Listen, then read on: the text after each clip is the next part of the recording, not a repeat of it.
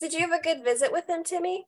Oh my gosh, yeah. We're talking about Christopher the model. It was an absolute blast. It was really Oh, fun. I'm so glad. I'm so glad. Yeah, it was Christopher the model was in town for a weekend and we got to hang out, catch up. He got to ask where his residuals were for his like routine thing. And yeah, no, it was good. Oh, am I gonna have to pay out because I mentioned him on that podcast and I called him Christopher the model there? He doesn't know about that. I'm gonna send him that clip. I do remember, I heard that though, and I was like, oh wow, Christopher's getting shout outs on like other podcasts. I mean, I was discussing the origin, so I feel like it was necessary. I can't just call him Christopher. He's Christopher the model. There's too many Christophers not to specify. Yeah, he's a part of our little our little drawing Marvel universe here. Yeah. He's part of the Drawing Hive extended universe. We're gonna get going in a second. If you're here to draw, we're drawing some athletes tonight from the Super Bowl. So if that's where you're if that's where you're planning on coming, you're in the right place. If that's how you're planning on spending your Thursday evening, you're in the right place. John, I think you should kick it off. All right. Hey, everybody. Welcome to the Drawing Hive. Tonight is going to be, well, it's very timely and should be a lot of fun. And we have something for everybody. We can make both sides happy. We were going to be drawing reference tonight from Super Bowl 57. That's what we decided it was, right? And we were going through our grade school Roman numerals to try to figure out what. Yeah.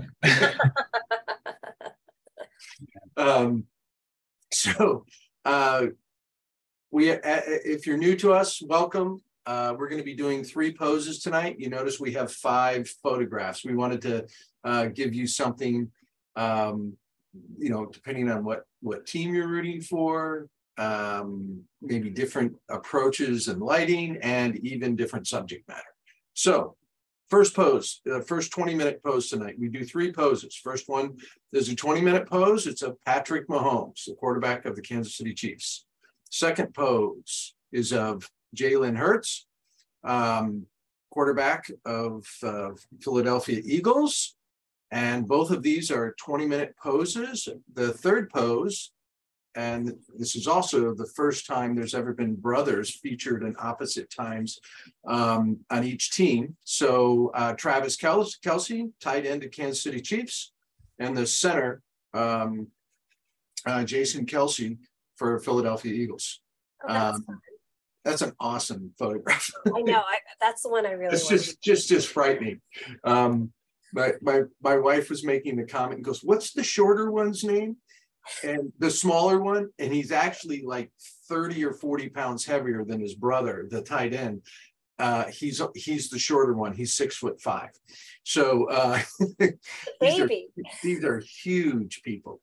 And then the halftime, and thank you, Matthew Salacuse, for loaning this photograph of Rihanna. But this is our halftime entertainment. So if you don't want to do a sports figure on the last pose, there you go. Or if you don't want to do any of them, you just draw Rihanna. Rihanna, yes. If you want to rebel against our subject matter. All right. So at the end, each night, we post, we go through all the work that's been done throughout the evening. So post your work after the pose. And then we'll catch your work at the end and you'll see your work come up and you'll see all the creative different directions people have taken. I love looking at it. It just amazes me how many good artists are in the room with me. It amazes me how many different points of view, creative points of view people taken. And just remember this, we started this March of 2020, I think, correct? Timmy, in that somewhere in that ballpark, and it was during isolation when people couldn't get to the into their drawing classes. And this is originally it was just to draw and do push-ups and sit-ups and practice your drawing, and it's become a really fun community. And thank you all for joining us tonight. We're ready to draw. And then I've been drawing for about a half an hour on Patrick Mahomes, so I'm way ahead of you. Well, I know you got to make that right? Well, it's, yeah, but I don't know. I didn't get anywhere. It already looks awesome, and I'm looking at it behind your shoulder. Well, I'll change cameras here in a second. John, did you mention that this is also a pretty historic game because of the, is it first two black quarterbacks? That's right. Absolutely. Two first black quarterbacks, starting black quarterbacks. Starting quarterbacks on either team. And they are both megastars. They're going to be megastars. Mahomes already has got like megastar status, but Hurts is on his way. No. The guy's an amazing athlete. I'm gonna be surprised if this topic doesn't lure Dale or Raymond into the room tonight. I'm expecting a late arrival. Well, I didn't know about the brothers too. That's fun. Yeah. Yeah.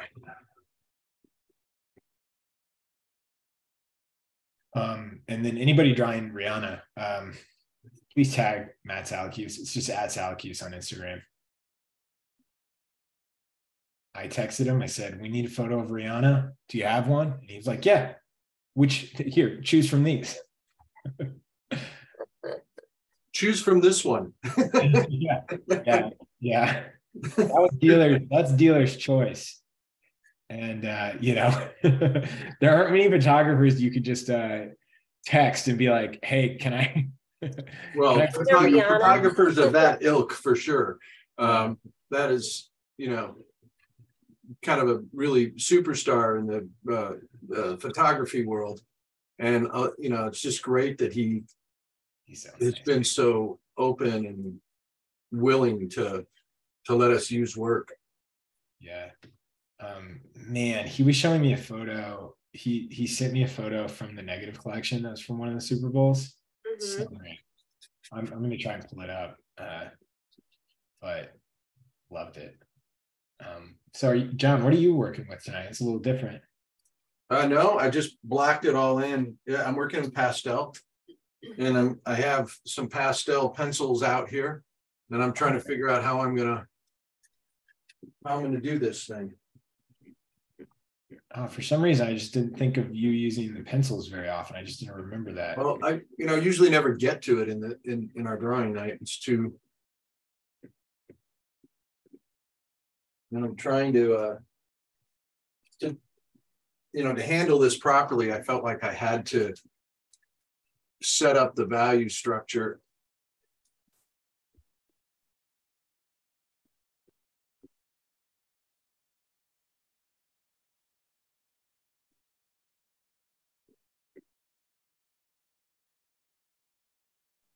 Cassandra, do you have any shows that are coming up that you're preparing for right now? Let's see.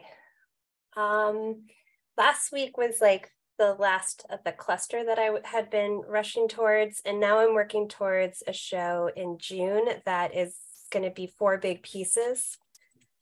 So it's the first time a gallery is like requested for me to do large work, so I'm pushing myself a bit, and it's fun, but it's definitely like a solid challenge trying to bring the level of detail I like into something as big as I'm working right now. Oh, the pandas are looking unbelievable. Oh, thank you so much. It's like a zoo announcing that they have baby pandas or something. You check in all the time. I'm always checking in on your pandas. I'm like, I feel like I've been working on it for so long. I think I'm on I put about 3.5 weeks in on this piece, and so I'm ready to edge towards the finish line, but I still got a bit over the ways to go yet.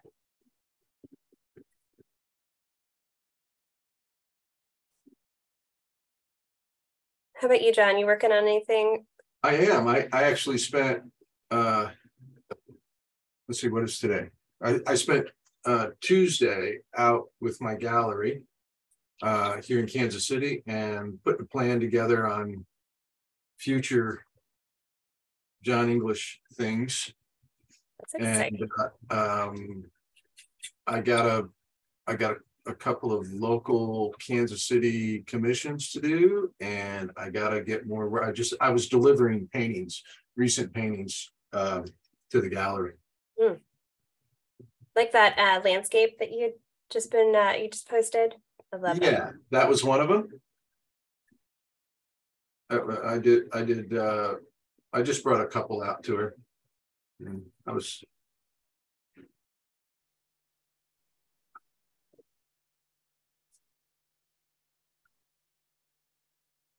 don't know.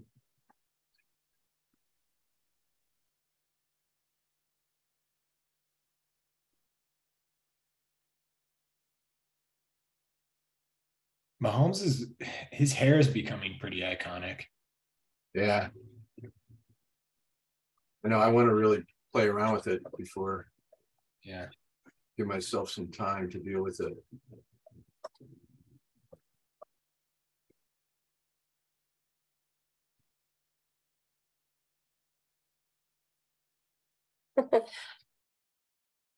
Ray said he can't make it tonight.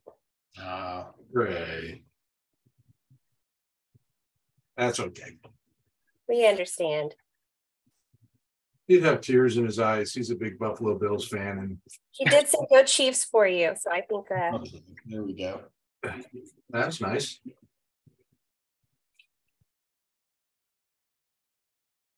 Somebody said these reference images have a very high neck to overall ratio, which is pretty true. What did they say? They said there's a very high neck to overall ratio, which it's really across the board. Pretty muscular necks or just long necks between Rihanna and these athletes. I like that.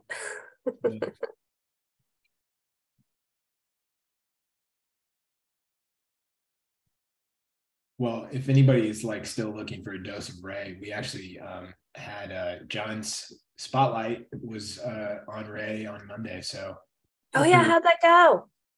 Went really well. It's so interesting just hearing Ray, especially because so many of our Cassandra, it was Ray. You know, I know it's going to be awesome, but I want to hear about it. Well, I mean, it's fun because, we've played around with the format a little bit, and it was a little bit more of a casual, I think, especially because so many of our students have heard Ray talk and heard Ray's presentation. It's kind of fun for it to just be more of a conversation. And like, yeah, there's Adam. Yay. Sorry, Tim, I didn't mean to. Maybe you're just like, thank God Adam's going to save this. No, it was just really fun because you get to hear it. It's just a different structure. It's like more of a long form conversation. Definitely more podcasty. But it was pretty fun, and we're chopping up some like little fun bits. And I was listening to it today because I was cutting out some fun stuff for Elena to post, and I just think it's perfect. I want one person who should listen to it if they haven't. Ocean, it's right up your alley, Ocean. Yeah, I'm gonna check it out because this week was just kind of a crazy week, but I can't wait to hear it. Yeah. He always mentions artists that I've never heard of, and I have to immediately look it up. Yeah, he is. He knows his stuff. Let's put it that way. Yeah.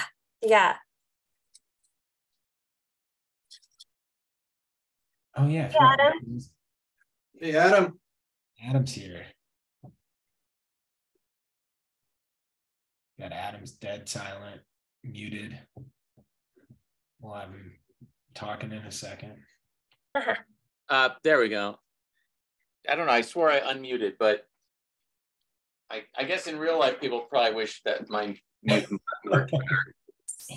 Yeah, if real life was more like a Zoom meeting. Thank God it isn't, but no, because then I don't accidental mutes will happen.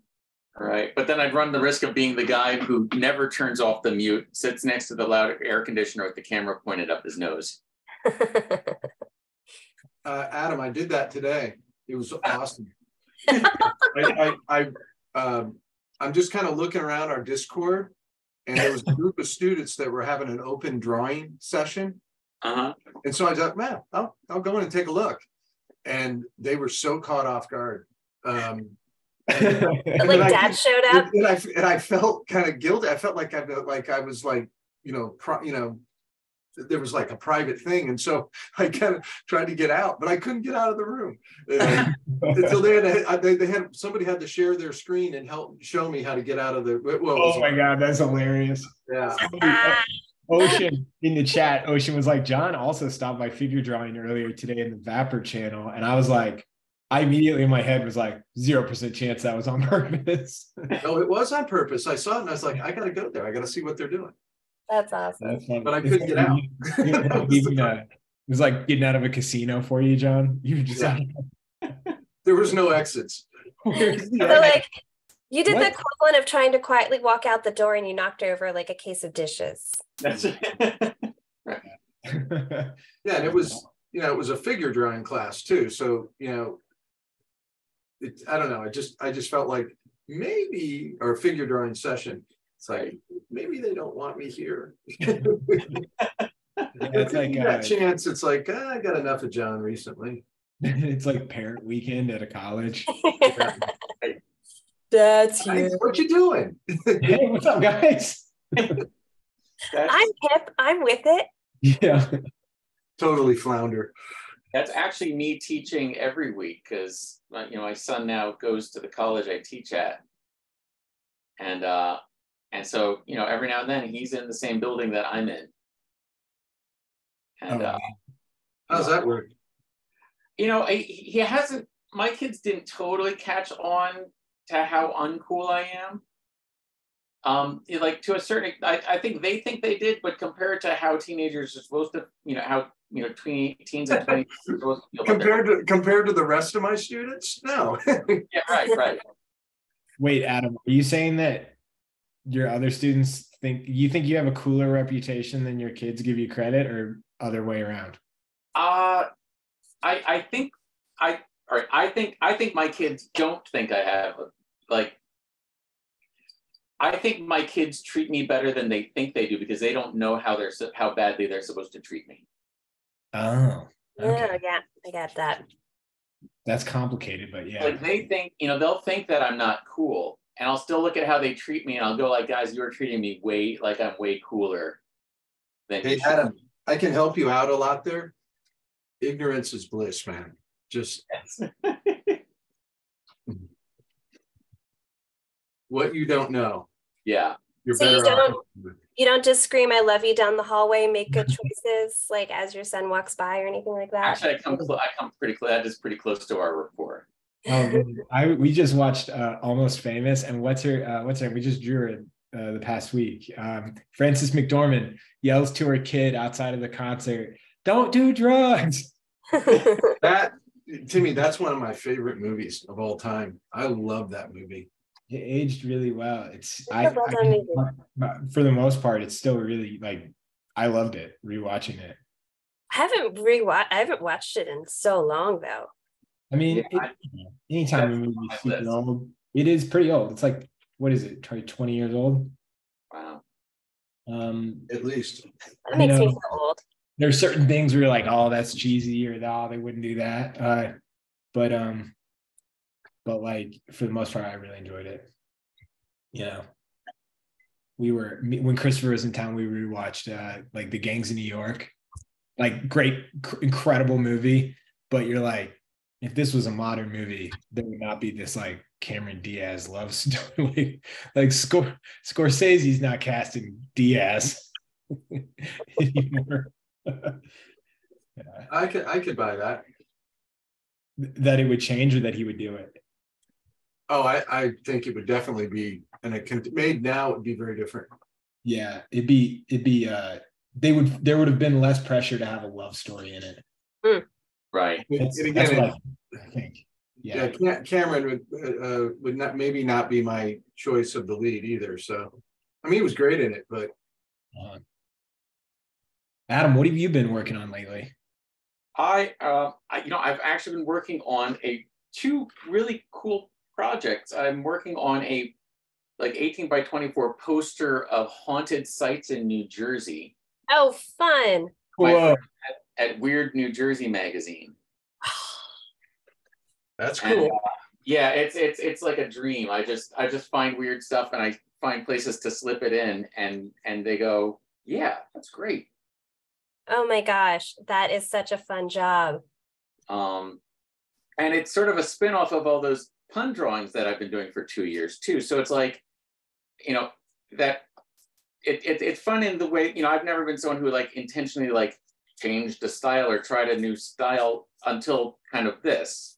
Mm-hmm. And you know, so the idea of like accidentally creating a portfolio by just drawing the stuff you felt like drawing is this year it's kind of starting to kind of work out. That's so cool. Well, I mean, I love those drawings. Like every time I see one, I'm always delighted. So that's so cool.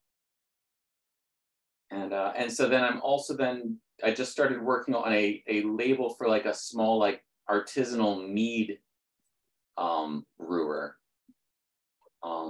which again was also based on one of like the pun I got because of one of the pun drawings. So it's a dandelion based mead, where I get to draw a dandelion.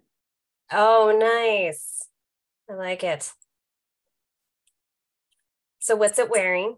Well, he's got it's hard to see his ascot because of, you know, his woolly mane. Right. But he's wearing a very, very kind of prissy overcoat and vest. Now, actually, Cassandra, you and I could probably talk shop about just all the different strategies for dressing animals in people clothes, right? You know, that's my jam. Yeah, like one of my favorite things to do is to sort of figure out like how you need to cut the trousers to get them fit on like mammal, you know, non-human mammal legs. Dude, puff sleeves on pandas. That's been like my whole like week. Just how do you make those work? And I was joking, like there's memes. How does a dog wear pants? Is it goes across all 4 legs, or is it just 2 legs and the other one is the shirt? Like these are my life things like that I have to solve. Right. That is interesting. And then like what does tailoring look like in that universe? Right. Oh, yeah. Like I thought about like a snake and I decided a snake would have shoulder pads for wearing a blazer. Right, because they probably got like, I mean, at the very least, a snake probably has just a little bit of like, you know, what we used to think of as like short man syndrome. Mm-hmm. You know, that like something to prove. So I figure the less limbs you have, the more you're gonna like double down on shoulder pads. Or you know, like a giraffe or a bronchiosaurus. Where does the collar lie? Is it below at the bottom of the neck, or does it go all the way up the neck?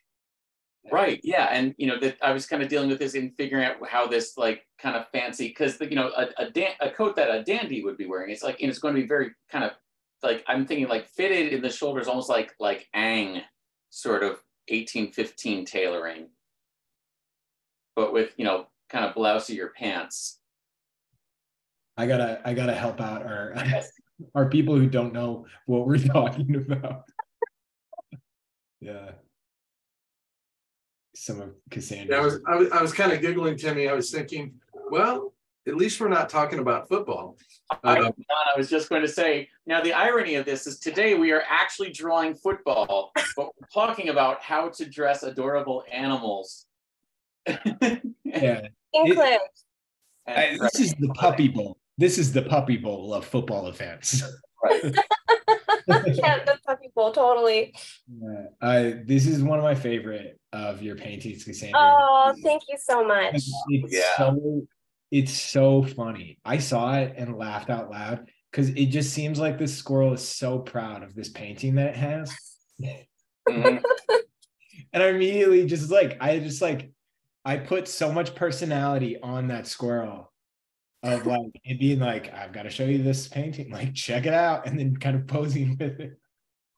It was a really fun challenge, and there was things like I wanted to write on that little envelope on the seat, like, so it says to my little acorn. So I spent way too long thinking about like what would be a sweet sentimental name a squirrel would have for like another squirrel, and I was like, oh, maybe we'll call him Little Acorn because we call people like Cupcake, and you know.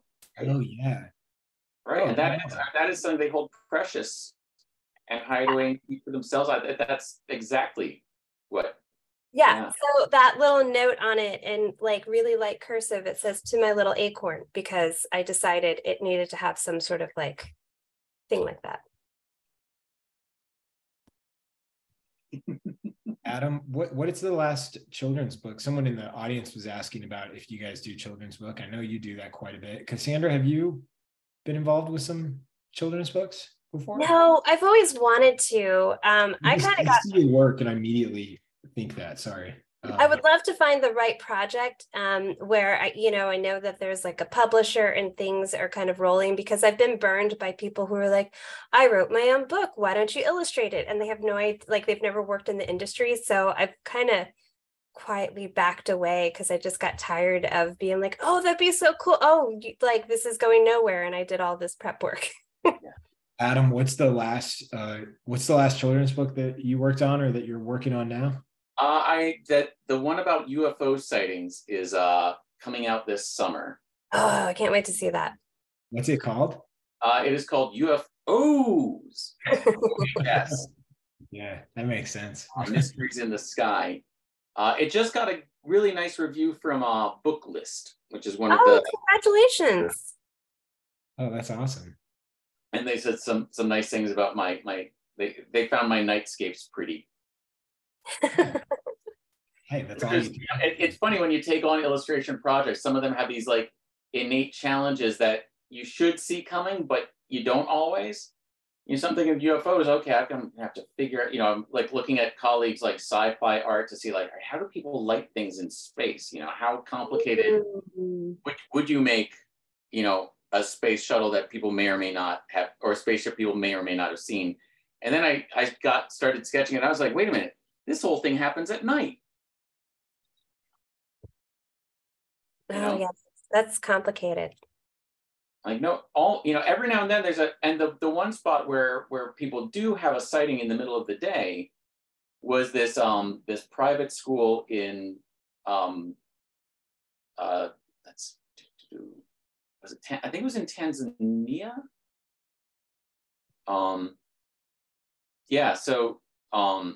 So this private school in Africa had, something glowing with flashing lights like land behind the school during recess in the 1990s. Oh, wow. And so like the whole school worth of, children all kind of reported seeing something happen there. But it was broad daylight, but it's in this real place with a real landscape. And so I had to, go and find archival footage of, what the school uniforms were. Oh, wow. Yeah. What the landscape around the place was, where in that landscape the flashing lights happened. Is this the book? This has got to be the book. Yeah. That's the book. Yes. That's so cool. And on the back cover, it's actually a wraparound. On the back cover, you see someone's toasted marshmallow. or this is happening during their camp out. I love it. Oh, that's so fun. So did you do the Nova Scotia one? Isn't there like this crazy sighting in the Bay of Fundy or something? Yeah, the way the book is structured, it kind of goes with like there's a couple sort of vague, it goes through things that, like everybody all claims to see. And it just kind of focuses on a couple, like there's the one in Africa, and they focus on Roswell for a little bit. Oh, yeah. Which again was another one of like trying to figure out, because where exactly that sighting is in the landscape. And then, it turns out it's like the first year of the actual Air Force too. Like when the Air Force was kind of spun off of the Army. And military police tended to be Air Force, and like, so just even figure out, hey, we're on the site where it's getting cleaned up. It's like, wait, what were the military trucks of the time? Some of them were like, a lot of them were like repurposed ambulances turned into like radio cars. Adam, is it called the Aerial School UFO Incident? And it was in Zimbabwe? It was like 62 students. Yes, that would be it. Oh, wow. I'm going to be going on a Wikipedia wormhole later. I love it. Fill me in, because I've never heard of that. Yeah, I'd never heard of it either. Somebody was asking where in Africa, so I had to look it up. Pretty amazing. Oh, I would love to be part of a group UFO sighting. There'd be nothing worse than seeing a UFO by yourself. Right. I can think of something. If you're seeing it with two other people, but then you realize afterwards that they're imbibing in substances that you're not. Oh. And so you have two people who saw what you saw, but no one believes anyone. Huh. I just would, it would devastate me. I've had moments like that where I was alone and I was like, no one's gonna believe this. Yeah. I was on the highway one. This is the one instance of that. Maybe you guys have it. I was on the highway once. I was in the furthest lane. I was on 71 downtown, John, 5 o'clock traffic. I was in my truck and I ran out of gas and I coasted across 5 lanes of the highway. Oh, that's painful. Down an exit, around a turn and into a gas station without any power in my car and right up to a pump. And I was like, no one's ever going to believe this. Like, I was like, oh, that's the exit. I know I can make it. But yeah, that's like, to me, that's like my UFO sighting. Yeah. I stole a phrase from the cartoonist Roz Chast about those moments. And she had this cartoon where she wrote about personal Hanukkahs. I like that. Right? At the moment when you only got one night of oil, but it just keeps lasting. And it sort of like goes for those, those times where you've got 5 minutes to get somewhere that takes you 10 minutes and somehow you're on time, Yeah. And running out of gas and still coasting across and winding up at the gas station. I still think about it, Adam, and I think, did I just make that up in my head? Right. Yeah, you wish there's an audience to cheer with you because it was such a wild moment. I think about it all the time. You know what happens with an old car? You lose power steering. It was an incredible feat. Oh, yeah. That's right. Oh, man. You guys ever run out of gas?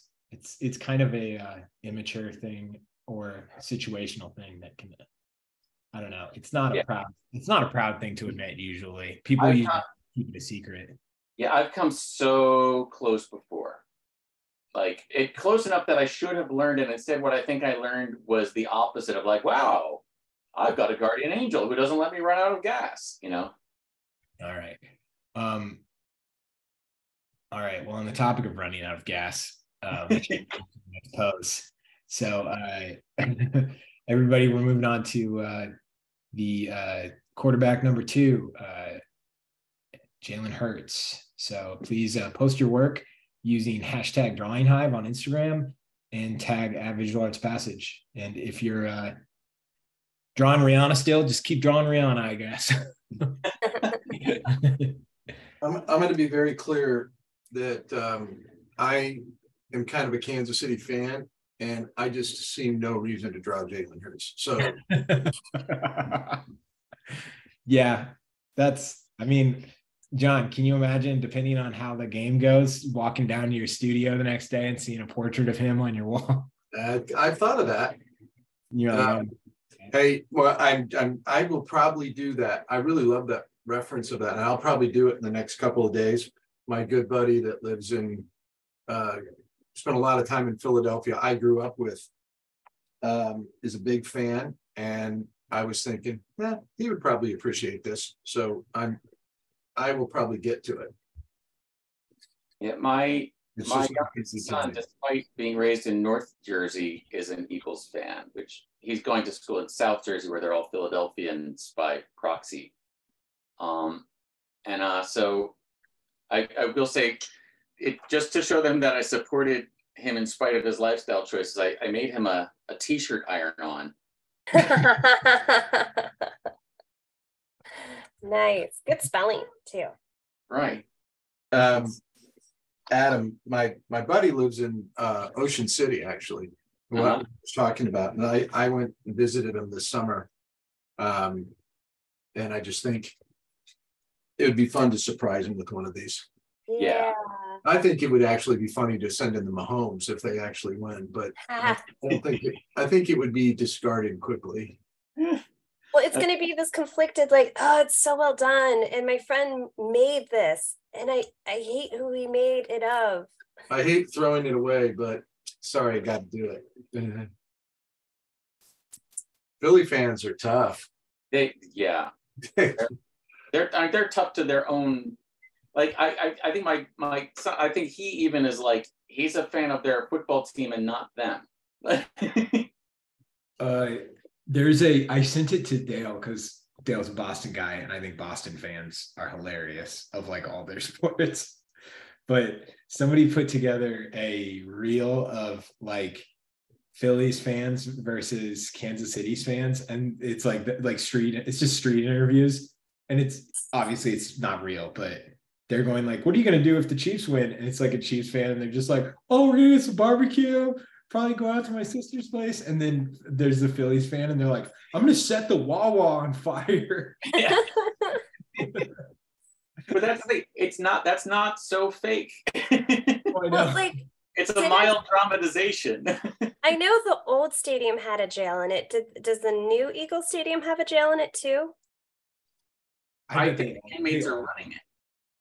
I bet they all do, Cassandra. Because I remember it used to be like it was the only stadium with a jail in it.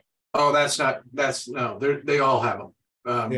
Kansas City certainly has one. I know several of acquaintances that have visited it before. I was going to say, John's like, you're very certain that Kansas City has I have a very good friend that decided to run across the field one night. This was 20 years ago. And he said, surprisingly, they have a really nice jail downstairs. I bet that depends on circumstances. Yeah. Yeah.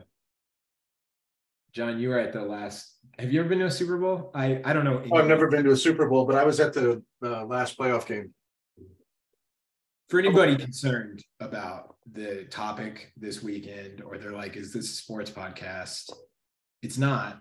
And John and I, John picks out a lot of zombie photos, a lot of dragon shows. We gotta give him this one episode.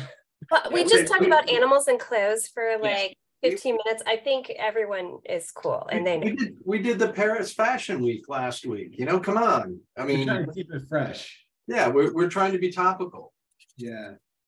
Also, I guarantee more people are going to tune into the Super Bowl than they did the Paris Fashion Week. My friend Anthony Caparelli is both a very busy illustrator and a guy who exclusively draws sports all the time. Right. There's Stanley Cup murals and things like that.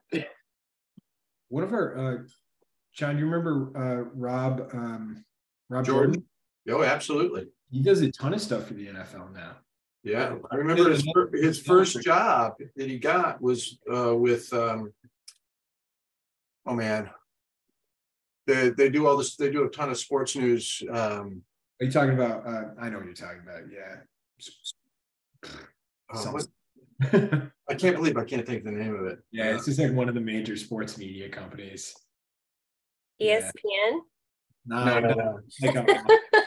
It's not Sports Illustrated or ESPN. It's like I'm tapped out now. It's like, that's all I got. That's what I got. Want to discuss cravats? No. Yeah. No. Animal fashion. Oh man. Adam, I actually was going to ask, when you guys were talking about animal fashion, I was going to ask you because I thought that maybe, I remember somebody explaining this to me, and I think it was you. And it was the Star Wars universe and how ridiculous it is that all of these aliens from different like galaxies with all these different body shapes, where are they all getting their clothing tailored? I wish the Bleacher Report. I would love that. Yeah. John's like Bleacher Report. I had to just blurt it out, or else I know. You're like, we're going back to Rob Jordan. Yeah. Hey, listen, I'm over 60, and when it comes, I don't want to lose it, man. It's if it comes to top of mind, you got to cling on to it when it that's comes. right. I got to do it now. All right. Yeah. Yeah. So anyway, I thought that was an Adam original, but apparently it's not. No, I wish it was. Now I'm gonna plagiarize it to all my friends. Like, yeah, I said that. Actually, I'm gonna plagiarize it to my 2 friends that would listen to me talk about that part. That's a great question. It's like, where are they all getting their clothes? like the cantina scene, right? If you look around, you're like, where are you guys all getting clothes? Can you imagine selling clothing near the cantina? Right. And you know, nothing you buy from the Jawas is gonna fit right. No, nothing. They're gonna be like, this is a 5-leg. Yeah. Wow, sorry, must have fallen off the spaceship. Fallen off the back of a freighter vessel. Do you, Adam, do you ever find yourself doing like more like young adult or editorial, not editorial, or like young adult publishing, like covers or novels or things like that? Or is it mostly picture books? It's been mostly picture books, but the weird thing is that they're all until recently, or until I tricked the world into letting me write the Froggies book. They were all kind of like older reading levels. Picture, like right on the tip of the picture book range. Okay.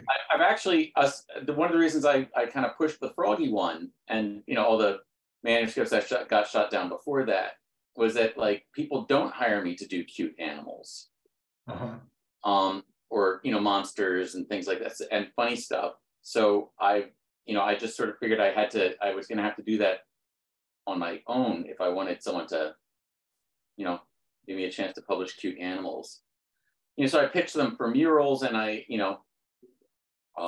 do those pun drawings, but it's been largely trying to like sort of make my own market in a place where I wind up doing a lot of kind of fairly serious historical fiction or nonfiction. Yeah, this might be kind of I don't know, maybe this is kind of a naive or dumb question, but as an illustrator in publishing, like, do you feel like you position yourself better when you're a bigger part of the product, like a picture book, versus doing like covers for young adult, like novels or short stories? Yeah, well, what it is, they become it's actually, I think of it as being a very different product. Like when you're illustrating the full book, essentially it's like you're part of the merchandising deal. Like the product, half the product is the pictures, right? And a book cover is more like you're part of the advertising budget in a way. Like you're the face of the book, but you're not the book. Right. And as a result, they the contracts are very different. Like the picture book is a royalty contract, right. and the cover is and even an illustrated, a YA or early reader that has interior black and white art is a flat fee. Oh wow.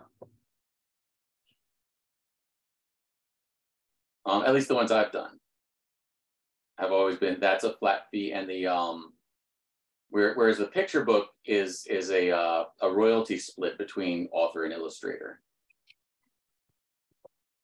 And so instead of a flat fee, what you get paid is an advance against the royalty based upon the anticipated print run and sales. I was just emailing someone today, when we were talking about budgets for a project, and it's like they're a smaller publisher, and so I think just to put them at ease a little bit, I was like, yes, I do know how this works. Believe it or not, I actually got paid more for the book about the Beatles than I did about the 19th century transgender stagecoach driver. Wow. Someone just thought, that in 2007, one of those would have had a bigger, broader market appeal. Like the Beatles, the insect, or the Beatles, the band? the band. Who's the band? The band.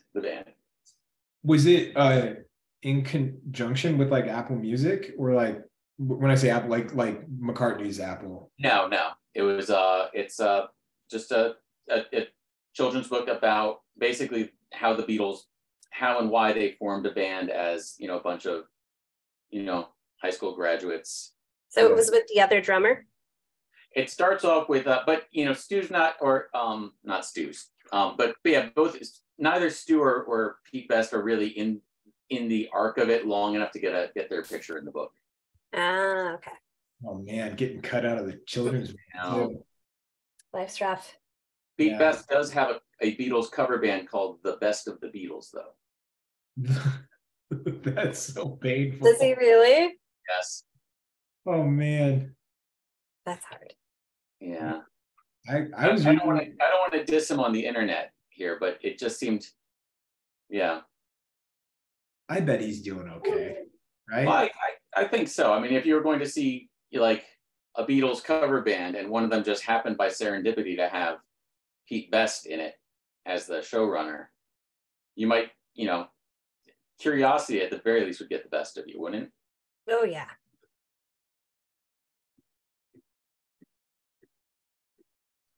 Yeah, I recently read a thing about like the merchandise of the Beatles, like the Beatles empire, you know, and just like the resale value of things that are signed by all of them. And a person had I think it was an album that was signed by all of the Beatles. Mm-hmm. And they had passed it through a window to John Lennon, and he was like, "Wait here, I'll get everybody to sign it." And he turned around and he just forged everybody's signature. And so this was all getting appraised, and it came to light like this clearly was not signed by all of them. They're like, this is John Lennon's signature, and then this is John Lennon doing everybody else's signature. Now, what's it worth if you've got John Lennon forging the Beatles' signatures? Right. That's in my opinion way cooler. That's worth more. It definitely makes for a funny story. Like I feel like someone would enjoy that. I mean, it's clearly a better story than probably any other version of that, right? Yeah.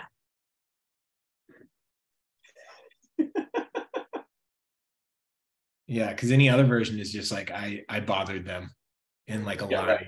Well, I think it's a funny story. Just like, you know, someone thought they were buying 4 Mark Englishes, but they got 2 John and 2 Mark. Wasn't that or something, John? Like several. It was a auction house. I'm not going to say the name. It's a fairly reputable auction house, and they had everything. I pay attention to anything. Anytime one of my dad's pieces or my piece gets resold or anything, and so I went there for these Mark Englishes, and they were my work listed as his, and that is so not cool. And so I sent him a message, and they got back to me like 2 months later, and all they said was sorry. One word, sorry. Do you think it was an honest mistake? Yeah, I do. Or else I would have been more deliberate about it. But I think it was definitely an honest mistake. And then probably just like fearful, and just that somebody was like, I don't know, just say you're sorry. Well, you know, the thing, I mean, what excited me was the pricing. It was like, okay, yeah, go ahead and sell them at that price. I'd be really happy. But no, didn't happen. Did you catch it before it? Yeah. And I haven't gone back to see any update, so I'm hoping there has been. Man, would that not be a testament to the silliness of, I don't know. I mean, it's just how much is in it. I don't know. The name of something is incredible. Yeah. Oh yeah.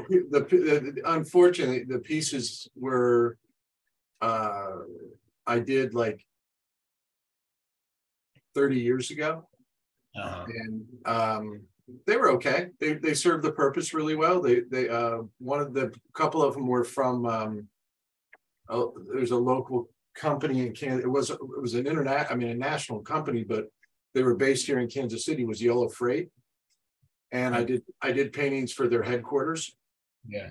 And the company sold, and they were selling the paintings.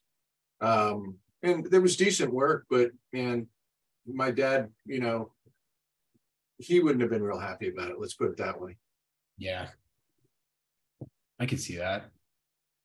Yeah, I always joked with my father. I said, his biggest fear in life was that I was going to really suck at this, and we had the same name. Yeah. So, do you think he would have liked it if you had been like, let's say you just had blown him out of the water too, though? Oh yeah. Oh yeah, he was like that. He wouldn't have. Yeah. He would have liked that. That's cool. That's cool. Not a lot of dads. So Timmy, what are you saying? I mean, what are you trying to say? No, I do think you blew him out. I'm just kidding. You destroyed Marky. All right. No, I'm just thinking it's more of a father question because. Oh yeah, he was always supportive and always wanted. Yeah, sometimes my relationship with my dad was like that, and then sometimes it was not. So I find that interesting. There were certain things that my dad had no interest in me being better at. Oh, we had those things too. We were we played. We had a group of guys that played cards once a week, and he couldn't stand when he had to pay me. Yeah, that's funny. And then up until he was about 70, he lived to play tennis. I mean, he did from his mid-30s on. He loved to play tennis. Well, age and just, the fact that I started playing tennis when I was 6 years old, I was a much more accomplished tennis player than he was. But he got to play if he played doubles with me, he could play up. He could play with a lot of players that played better than him because I could make up the difference. And he really, really loved that. He hated for me to point out, like, maybe you shouldn't do that, Dad, because you're not that good at it.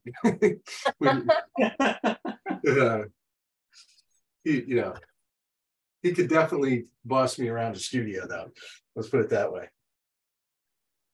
Tennis court is my domain. That sounds like a good balanced relationship. Like there should be a give and take there. He was, and I've met some artists this way, but he was maybe one of the most competitive people I ever met. Just insanely competitive. Did he with like competitive people, was he energized by, do you think he was energized by I'm trying to think of the right way of saying it. Certain people who are really competitive are winning, but are energized by positive reinforcement versus like pushing. Do you know what I'm saying? Yeah, I think so. I mean, which do you think he leaned towards? I don't know. I think he was just, there was something, I know he worked really hard at it, but I think he was just incredibly well equipped to do what he did. He was blessed with some things that the way he saw things, the way he analyzed things, I don't know I can't explain where it came from. Did he have a mentor, or was most of his life mainly, I think, a matter of his peers? Because I always hear about his peers, but I never really hear about like he had it was interesting. He had several people that Austin Briggs being one of them. Bernie Fuchs was like a few years in front of him. They were about the same age, but my dad he didn't go to art school until he was like 26 or 27. And so he started later than some of the other guys. And Bernie was already really successful when my father went to New York. Back then too, when he was 28 back then, you were like an old man. I mean, because like at 28, most people had kids, right? Right. Well, he did. He had kids while he was going to art school, you know. But I think that he looked at, you know, at the beginning, his relationship with Bernie was kind of a mentorship. And then he definitely became, you know, he became Bernie's biggest competitor. Let's put it that way. Yeah. And they competed a lot, but they were also they were best friends. Adam, it looks like you just sold a copy of Dirty Rats to Elena, who is like the rat. Oh, yes. I would say like rat royalty of Visual Arts Passage. Uh-oh. I know who that is. Yeah. Some of the most fun stories. The rat queen, the rat queen of VAP. That would be Elena. Yep. That was the one time I got to go backstage at the Metropolitan Museum of Art into their like rodent skeleton collection. Nuh-uh. And I gave the, you know, I walked through. They showed me this room that looked like the whole thing looked like Hogwarts. It's just like high ceilings, peeling paint, just this big 19th century like science wing that you needed like multiple like key cards to get back to. Mm-hmm. And they showed me a room and were like, will this be okay? And I was like, I guess, yeah. And it's just this room with a big lab table, a porcelain butcher tray, and a giant set of tweezers next to a box of rubber gloves. Wow. And they took my list of Latin names and just started bringing me jars of alcohol-soaked floating rats. How were you able to get in there to do that? The author of the book had been the former director of rodents at the Museum of Natural History. Just imagining the security guys being like, wait, so why is this guy here? And the other guy being like, he wants to draw the rats. I don't know. Yeah. He's a real rat enthusiast. Yeah, he wants to draw them. And so where I am, they were all like I was waiting for them to go and get, you know, specimens. I'd like come wander the hall, and there's these glass showcases of just like, and all sorts of like mounted animal skeletons. Like there's a Russian wolfhound like lunging, like in an articulated skeleton. You know, it looks like a deer. Wow. But my favorite moment of all of it, aside from like, you know, hanging out with all these dead rats for 4 hours, was as I was leaving, I heard this like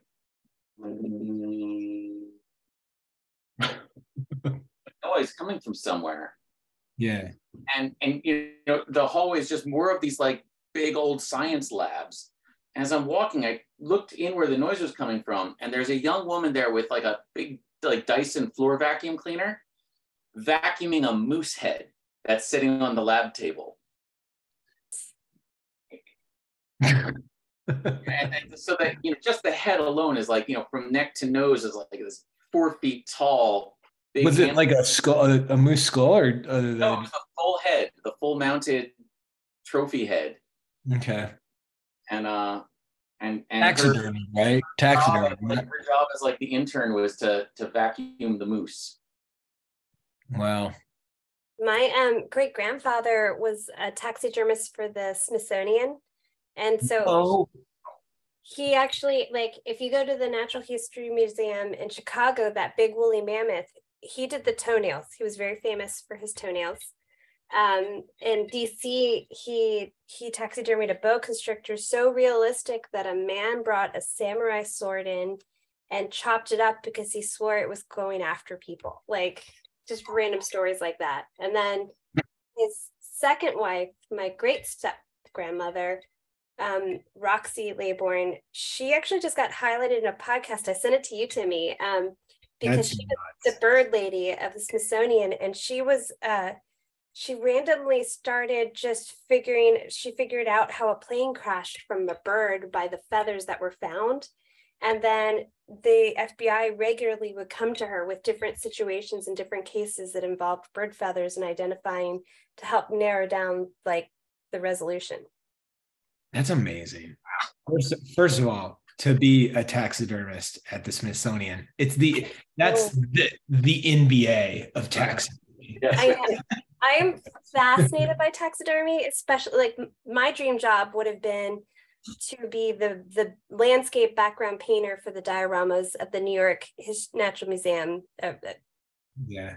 Like those dioramas, like they sent the painters to those landscapes, like to the African Sahara to paint, small paintings to get it right. Wow. That's amazing. Can you imagine being so good at your field that like people from like forensic teams from other industries flock to you? No pun intended. Just wild. Yeah. Yeah, that's amazing. So it's hypothesized that she like taxidermied something like 6,000 birds for them. Wow.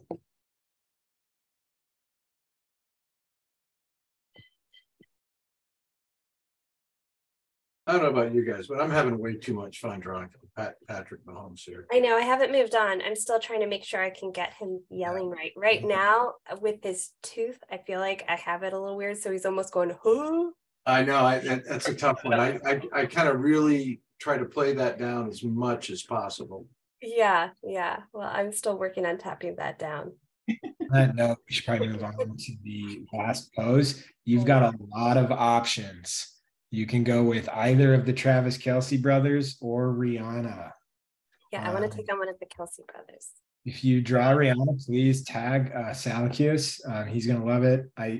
He gets such a kick out of this when we do draw his photos, and I always like hearing from him. So give him a tag. Also, if you're looking for a good little documentary to watch, I mentioned this a couple weeks ago, but it's really great. It's called Substance, and he directed it. And he was on the show like the night before he filmed the first part of it, but it's a comedian that he follows around at all the clubs in New York. And I loved it. I thought it was really sweet. It's adult, it's mature audiences for sure, but not for Felicity. Yeah, not for Felicity, but it was real. I loved it. Elena says, the way you illustrate the rats, it's so realistic, but also distinctive. Was it tricky achieving that balance, Adam? Yes, and I'll say yes and no, because one of the reasons they hired me for it was they wanted to be scientifically accurate without looking scientific. I totally get that. Yeah, so it was like the tricky part then was like researching them enough that I could like think in rat. That like rat bodies and body language was sort of like I could think about like their gestures like I would think of human gestures. Those are so good. Oh, thanks. And how did you work? Is that digital, or did you? No, those are all oil paintings. Oh, those are all. Oh, those are. They're all like 30 inches across on prepared paper. Love it. Adam, did you like the Wes Anderson movie, Fantastic Mr. Fox? Oh, I love that. Yeah, it's pretty wonderful. I just immediately think of that when I see. I mean, I don't know. It just seems like it's right up your alley. Now, this one of the secrets about this book, if I may, is that so in between there it goes into all these exotic rat species from around the world, and for some reason I didn't put that part on the website, but when it goes into like the mythical dirty sewer rat that it's comparing, whose reputation is comparing all the rats of the world to, I made sure that there's this one rat with like a little bite taken out of his ear that just keeps showing up, so that as you first start looking like, ew, rats, on a second read, you realize like you're watching the same rat kind of going through his life. Yeah. Living in a sewer and running from dogs. And so it kind of becomes like to me, he like the book is like secretly he's got like a little biography running through it. Yeah. That's fun. John, we don't really have rats in Kansas City, do we?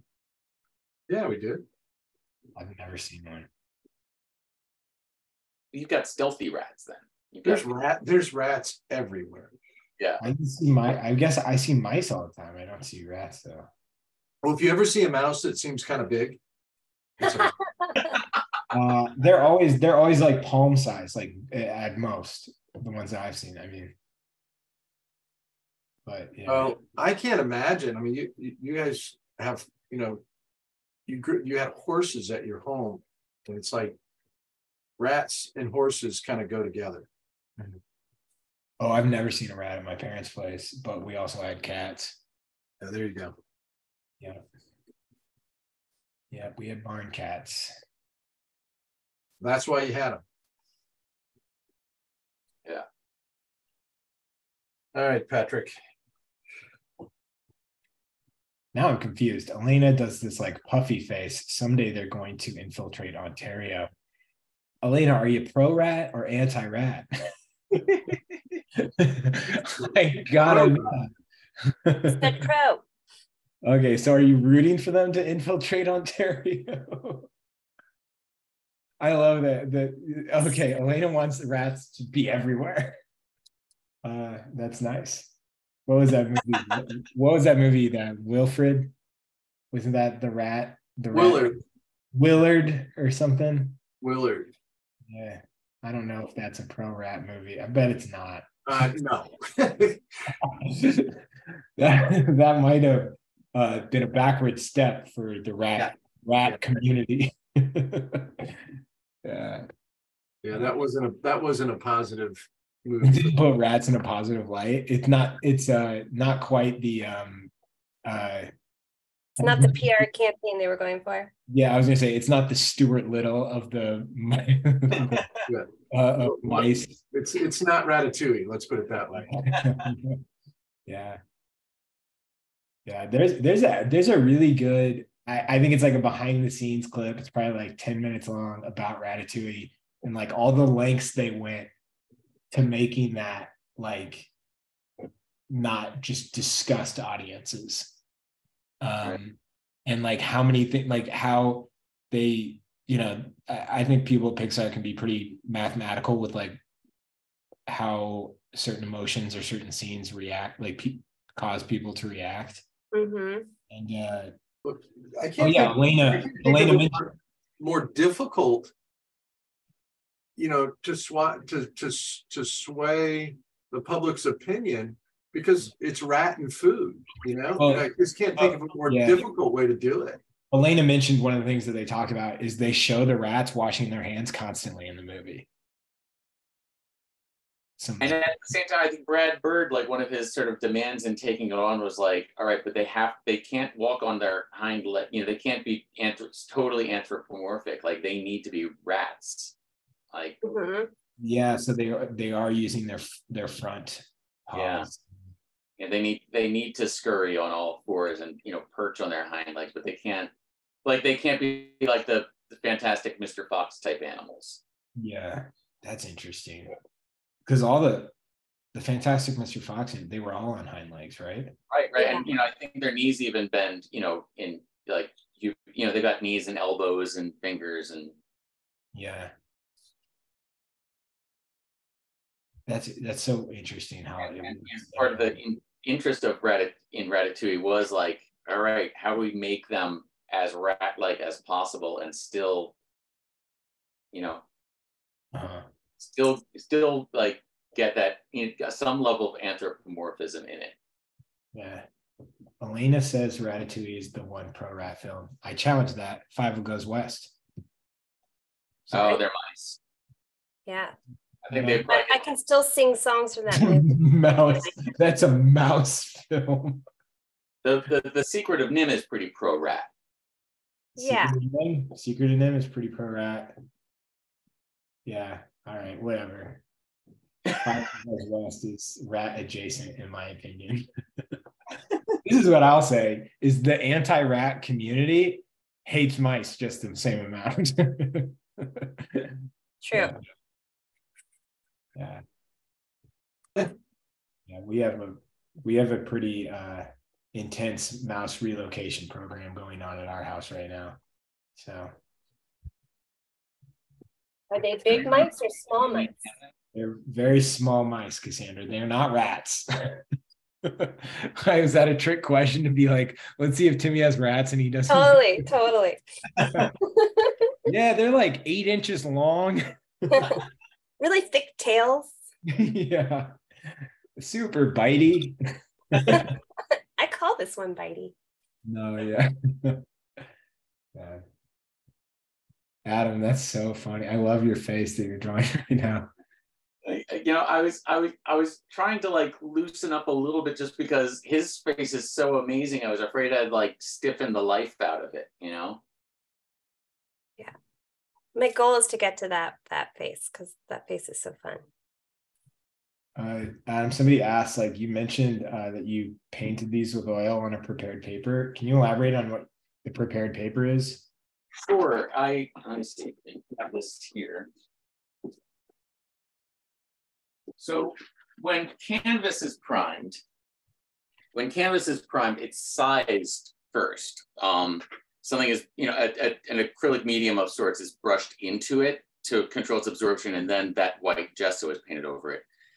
And so I started buying PVA size, which is a polyvinyl acetate. It's basically like a diluted bookbinding glue. So it's got this kind of milky consistency. And I found if you use Reeves BFK paper, which is a printmaking paper, or Fabriano watercolor paper, is a slightly softer texture than like Arches. Either those two papers, I would take a big brush and just kind of scrub this into the surface. And what I liked about it is instead of feeling like that kind of plasticky gesso texture, it feels like the paper you started with, just a little bit more like stiff and toothy, but it becomes impermeable to the oil. Oh, that's cool. So you can paint an oil on the paper, and then once it's dry, it's really easy to scan. It's very easy to store. At the time, I was having to ship them, and so it was pretty easy to build, to mount them and build a package around them. Versus if they'd been on board, they would have weighed a ton. But so I like the ease and flexibility and cost of all that. And I think just dating back to, when I went to school down near Philadelphia, the Philadelphia Art Museum always had all these little John Constable oil on paper landscape studies. And I just, for some reason, like something about the way that the paint sat on that surface had this like visceral attraction for me. So I kind of wanted to figure out a way of doing that.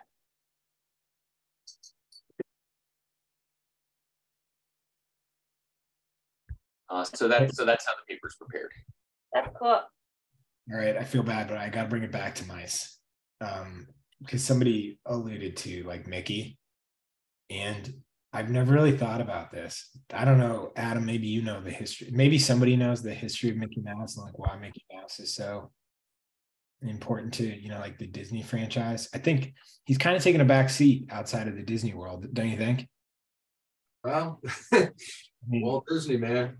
Yeah, but I was thinking about this, like the time, the birth of Disney and like where the world was at then. It's kind of wild that they chose a mouse, because like you don't think that wouldn't have been very like, I feel like 100 years ago mice were probably pretty disgusting, right? But if you think like that initial Steamboat Willie and those early, Mickey Mouse wasn't always a children's entertainment tycoon. Like he was an underdog. Yeah. Right. So he's the no, but I just feel like it's kind of like the Ratatouille thing. Like, yeah. Like there was a lot to bridge for people to like it. Right. especially at that time. You know? Yeah, like they had just gotten out of the, like right. like the flu had just happened, like right. Spanish flu. It's like mice were probably not too hot a commodity. And I can imagine, those early lunch meetings, Disney, they were like, this guy wants to use mice. Yeah. No, I'm sure there's a very good reason, but it is kind of it's kind of surprising when you think of it with that lens. Good point. Somebody's going to chime in with the link and be like, no, it's super obvious. Wasn't his first mouse more of a rat, Mortimer?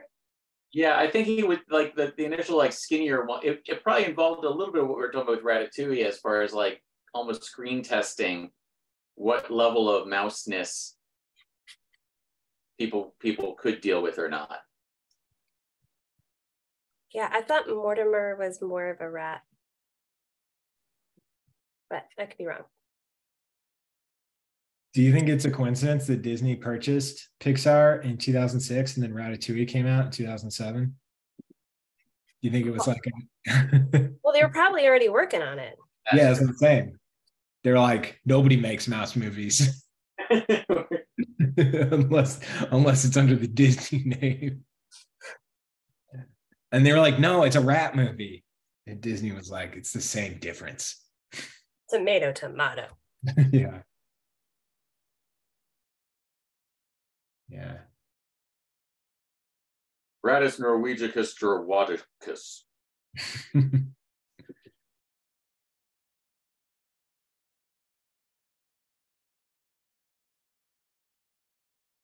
So if the Norway rat turns out to not really be from Norway, which I don't think it is, do you think this reflects more on prejudice against, like, how does this affect, like, the assumption is that more like a slur against Norwegians or against rats?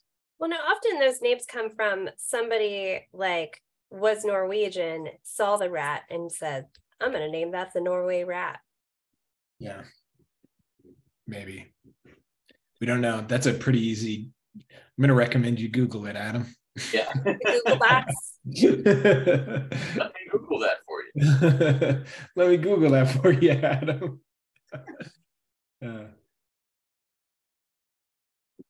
I've got my like 10 answers as to what the mouse is with Disney. I can't keep up with it.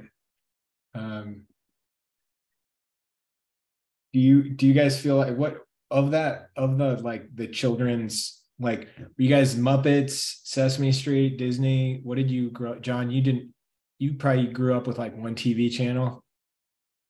No, Timmy. There was two. No, but as far as children's entertainment, what did you grow up with, John? Oh my gosh, all of the Warner Brothers cartoons. Oh yeah. Oh my God, the best. Bugs Bunny, Donald Duck, Daffy Duck. Yeah, and that was my world. I love that stuff. Looney Tunes.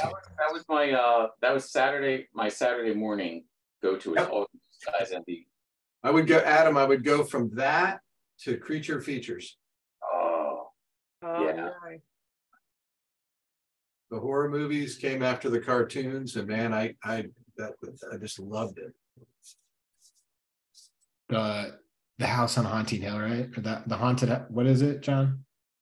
The Haunting of Hill House. Hill House. My mom said it's the scariest movie she ever saw. Yeah, mine too. Absolutely. But I don't. That's not my genre of movies right now. It's like I don't watch scary movies anymore. Yeah. My life's scary enough. I don't need any more. Yeah. I run an art school. I got plenty of frightening things. Yeah, you know what, John? Yeah, you want to hear a horror movie? Check your email on a Monday morning. Right. Open up your inbox 3 weeks into the semester. That's right.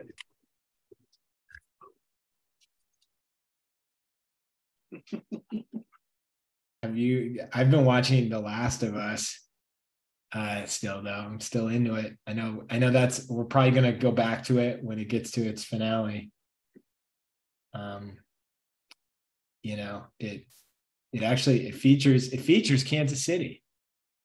Really? Yeah. I remember reading about like Kansas City, and I was wondering if you were thinking about that. Yeah, it clearly they really worked with our tourism board on it. I was gonna say this is very pro Kansas City, right? Like you're gonna they really spruced the place up. the apocalypse and be like, man, we should what? You know what? I'll say this. It depicts a lot more people living downtown. No, that was like I've really enjoyed it. It's been a fun series. It's always fun. I enjoy critiquing production on shows. And I think that it has a pretty, I think the set designer for that show is pretty lazy. When you like watch it for stuff like that, there's just like, which most people don't care about, and it's probably not important, you know. A show can have bad set design and still be a great show, you know. Right. Like the entire 1950s and 60s. Yeah. Yeah. That's actually a really good point. It's like, you know, you can clearly see they're on a soundstage, but like all that stuff. Like Hitchcock, because he hated filming outside. Yeah. The audience forgives you so quickly. Like, and they're just like, okay. But I do think The Last of Us paints themselves into a corner by being set in a world where the world collapsed in like 2004, because then like they're boxed into a corner with like things that are part of the zeitgeist post 2004 can't exist in that, you know, in that narrative. When they're driving, it really bugs me when they're driving through this like apocalyptic like highways, you see like a Nissan Xterra from like 2011. You're just like, all right, they just were like, we need more cars, you know. Yeah, they filmed the new Walking Dead spinoff a bunch here in Richmond. Did they? Yeah, so Richmond's got to be probably pretty friendly to like film. Oh yeah, we got a lot through here. Kansas City is not friendly unless it's changed recently. Kansas City is not friendly at all, and so nobody. Oh, really? Yeah, they always. I mean, unless it's happened in the past couple of years, nobody ever films here. And when they do, it's usually like a one-off thing. I think it happened a couple times in the 90s and like before then, but they don't anymore. But yeah, I think they would like welcome that with open arms. Yeah, I constantly hear about people that I know in that industry that if it happened, they would pick up a lot of the work, and they're just like, the city just is not willing to give the credits for it. And like, you know, accommodate, you know, you gotta be pretty accommodating, you know. They want to shut down a bridge for the day, you got to be able to figure out how to do that. True. Yeah. But no, The Last of Us, Kansas City. I mean, it's just tease it up for too many jokes about Kansas City. Yeah. It is. It's interesting. But I'd be curious if some of the gamers, the huge gamers, really love the show. It's got to be interesting to see a video game brought to television at such a large scale, you know? Because I feel like they butcher it with movies all the time. Game to movies, I feel like they mess that up more often than they succeed. Oh yeah. You know? Mm-hmm. Mario Brothers. With what's Bob Hoskins was an amazing Mario. Yeah. Bob Hoskins and John Leguizamo. Yeah. God, I remember thinking that was like, I remember like leaving that movie and telling my mom, like, That was the best movie I've ever seen. Yeah. Yeah, it's like, you know, that and the He-Man movie. Yeah. Timmy, did you ever see the movie Popeye, Robin Williams? Oh yeah. Yeah. I thought that was a great movie. I remember thinking that too. I don't know. Years But later, also, I grew up, my dad looked exactly like Bluto. Oh, absolutely. Yeah. My dad looked like the villain of Popeye. That's hilarious. Yeah. Yeah. Was that a Kansas City movie? No. For some reason, I thought that I was filmed in Kansas City for some weird reason. all the oceanfront scenes, right? Yeah, I was going to say all the ocean stuff and all the That docks seems and like everything. that we Yeah. had. I just don't know why, but I was thinking that, yeah.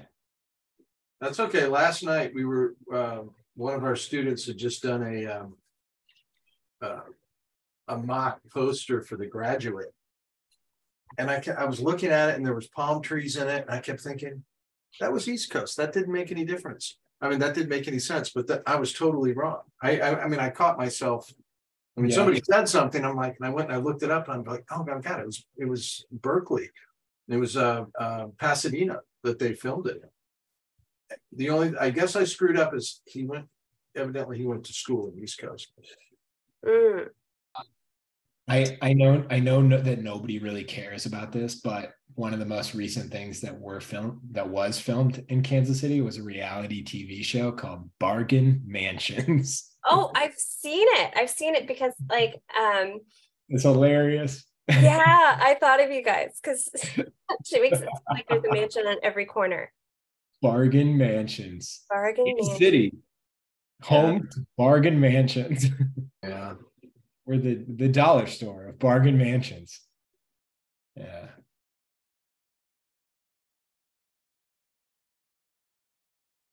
Yeah, my husband and I, we were watching it, and then we were like, what?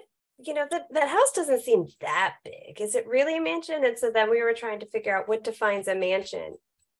What does define a mansion? I think it has to be over 5,000 square feet or something. Oh man.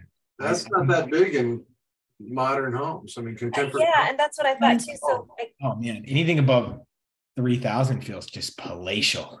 Yeah. Well, I mean, I understand. times have changed. It's like you go to Monticello. Monticello was like considered just really lavish in mansion. It was 3,500 square feet. Yeah. Not very big at all. Yeah, I live in Old Home. Old homes are smaller. Right. And you know, you go to visit someone who's got a big Victorian, and you walk in, you realize like, oh, they've just got more rooms the size of my rooms.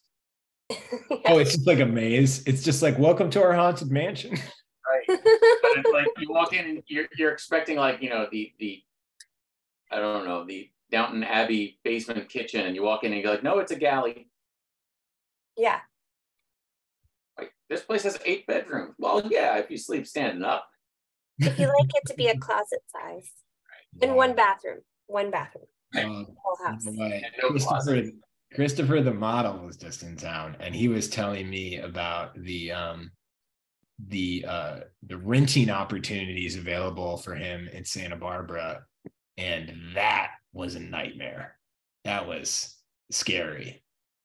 His partner is renting a place, and their roommate is in a bedroom that is, it was why I had to think about it. It was like, it was smaller than a prison cell. It was like 4 by 8. Right. Yeah. It was like, I was like, you can't fit a normal bed in there. And he was like, yeah, no, he doesn't have a normal bed. Yeah, there was a section in the New York Times real estate section that was, you know, talking to a guy whose room in an apartment like was, I think it was 4 feet tall at the entrance and then dropped down to like 2 feet as it went further in. Mm-hmm. You know, like it was not, you couldn't stand it. Like he could crawl into it to sleep. Yeah. And then, you know, I guess his other 7 roommates had bigger spaces. but not by much. He had an apartment in New York that I stayed at that you had to like climb up to get into the bathroom.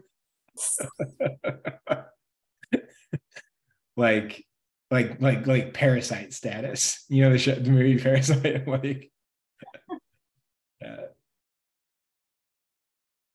there's some wild. If you look up like craziest small apartments in New York, it gets pretty wild. There was this other, I think it was on Radio Lab or something, where this guy was talking about his New York, apartment hunt. Yeah. And, he found this place that was like, I guess he was an artist and he was looking for something with, light and he found this place for like, $1,100 a month in, somewhere in like near Greenwich Village with like 12-foot ceilings, and it was a corner, so windows on all sides and one bedroom. And he was like, how is this like $2,000 less than everything else I'm looking for? And they were like, so, all right, you didn't notice, and I could probably not tell you, but I'm going to tell you anyway. How'd you like the clawfoot tub in the bathroom? The guy's like, that was kind of cool. They were like, yeah. What'd you think about the toilet? There's no toilet in there, is there? And they said, nope, no, this apartment does not have a toilet. What? Wow. There is, there's one down the hall. There's a shared toilet in the hall. Oh, so the building had a toilet. The building has a toilet, yes. Oh, I've known people that have lived in situations. That's the thing is, I heard that, and there was a part of me that went, how much was this a month? Yeah. To be honest, that still sounds like a good deal. That still sounds like a really Timmy's looking for the number right now. Yeah, I've been looking at we've been looking at places right now, and that sounds awesome. Right. The best thing is like I'm joking, but if you can sell that to G, Timmy. Yeah, man. What's their dog policy? I will be impressed. Yeah, what's their dog policy, man? I feel like you have one bout of food poisoning and then you realize why you can't do it. I think you're right. Yeah, that's the whole building's in for it then. Yeah. Yeah. That's awful. Yeah, no, we probably won't. We'll probably avoid that, but that's an excellent point, Cassandra. It's a Since I just came off of a weekend of a kid with a stomach bug, I will tell you. I was just going to say a point that only a mother could bring to light for me. Hashtag reality check. Yeah. Yeah. That's where you get in the business of like, I will ruin your fun. I was just going to say, it's like WeWork, but like that's like an SNL skit. It's like WeWork, but for bathrooms. That was like my Debbie Downer comment for you, like wah wah. But yeah, I like that. There's some tech guy somewhere in Silicon Valley trying to start this business. Yeah. No. When you all were younger, did you feel a pressure to live in a bigger city? Given that you were artists, that you like wanted to be near energy, or did that never? No. Yeah, I've always been more. I would think I've been classically suburban, which is that I really like country settings and the city. And somehow I wound up being suburban. I'm also kind of oppositional. So like when I was going to school in the city, everyone in the city is kind of so anti-suburbs, or they were in the 90s. That it made me almost like double down on finding, like kind of like, I'm going to go be an artist in the suburbs. Yeah. Well, what my perspective on it was, because I had to, New York was still the center of everything when most of the work I wanted to do. So I went to New York a lot, and I stayed with friends. I stayed in Connecticut and communicated and commuted. I did all kinds of things, and I was in the city a lot. But it kind of dawned on me one day, my friends that were living there and trying to do similar things, I realized they were spending so much time and so much of their energy just to live in the city. Yeah. And I didn't have the those issues. I mean, it was a lot cheaper what I was doing. It was a lot easier for me I had a lot more freedom with my money. And so the biggest take I got on it was every time I would go, the first thing I would do is go to all the museums and galleries. And I realized everybody that I was staying with lived there. They never took advantage of it. I was like, what are you even living here for? You know, it's like, I would want, that's why you're here, not to like bust tables so you can try to build an illustration career at night. You know, it's like, it didn't make sense to me. That was all, was that in the 80s or 90s, Joe? It was in the 80s. So that was like when that was when New York was like, what's that? It was coming back. It was coming back, but like still, like there are people that made small investments in the 80s in New York that like have like changed generations of their family, right? I mean, right. Yeah. All right. I've always felt like I wanted to live in a. I can't grow anymore. I love to visit, but I would never want to live in New York City. It all feels too many people, too overwhelming for me. I love it. I can't get enough of it. People will always be like, yeah, but after a few days. And I'm like, after a few days, I'm just like, oh my God, now I have to leave. I get so stressed out about leaving. Yeah, I would actually have loved it.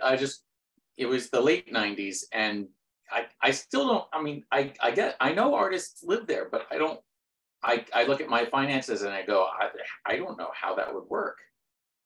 Yeah, this is probably such a incredibly small percentage, and it's probably annoying that I even mention it, but I just like edited. I did a little edit for Syracuse a while ago, and it was for a comedy show that was actually at an old schoolhouse that was like artist housing, and I couldn't believe it. It was really nice, and it was like $500 a month for life. $500 a month for life. Really nice housing. I mean, not like shockingly good, but like. Did you check the bathroom out? Yeah, they had bathrooms. Yeah, it was like bathroom housing. Yeah. But I mean, the list, you're probably behind, like if you're to get on that list today, I'm sure it's probably a lottery, and there's probably you'd be winning the lottery. I mean, like it'd probably be pretty hard. Yeah. Also, my wife grew up in like farm country, and so like as far as her family is concerned, like the suburbs where we live is the city. Yeah. And what we pay in property taxes to them is like, oh my God, how are you doing? Why would you do that? Yeah. If I apply for artist housing, I'd like technically get in, but everybody would hate me. So they'd be like, can we see your artwork? And I'd be like, I can show you my business partner's artwork. Yeah. May not help you either. Yeah. Yeah. No, I would not be popular in that housing situation. Like, I think I'm also, weirdly enough, I'm one of those people who's gotten less practical as I've gotten older. So I think when I was younger, if someone said like, oh, we should, are you gonna live in the city? And I just would have been like, no, I can't do that. I can't afford that lifestyle. I can't think that, far ahead enough to how I'd be thinking about my exit strategy already. I mean, I have a very idealistic perspective on it, and most people who've experienced it, will say, like, if you're like a young artist, like Ocean's asking about, like moving or something, it's like the grass is always greener situation, I think. And you kind of have to make it. If you're not happy where you are, usually, I don't know. Well, and some people thrive on that situation. So I can see why like New York is wonderful and is a great place for them. I just need bustling people. Yeah, I don't do bustling. And it's not for homebodies. I think the point of all these places we're talking about living is that you sleep in those places. Yeah, I was talking, You're yeah, I was living talking to my wife about that. I was like, part of your rent is your neighborhood. yeah. Like, that's you're paying for culture in the neighborhood and your community. I'm not saying that the rent is fair though, but I'm just saying that that's, I don't know. Timmy, when I was getting started and traveling to New York all the time, I lived outside of Kansas City on like I had 40 acres and in a really rural place.